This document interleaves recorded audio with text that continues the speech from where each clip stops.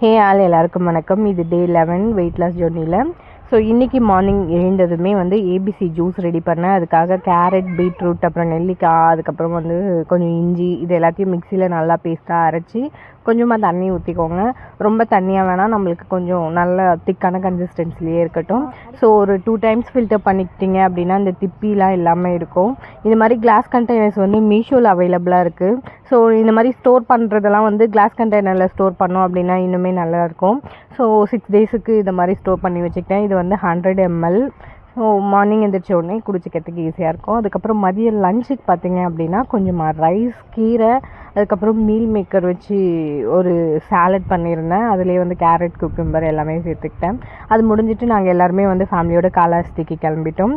காளஹஸ்திக்கு night போய் reach ஆனோம். சாமிலாம் பார்த்து முடிச்சதுக்கப்புறமா அங்கே இன்றைக்கி டயட் எப்படி யோசிச்சுட்டே இருந்தேன். அதுக்கப்புறம் பார்த்திங்கன்னா ஒரு ஹோட்டலில் வந்து 2 சப்பாத்தி கொஞ்சம் குருமா வச்சு சாப்பிட்டுட்டு முடிச்சிட்டோம்.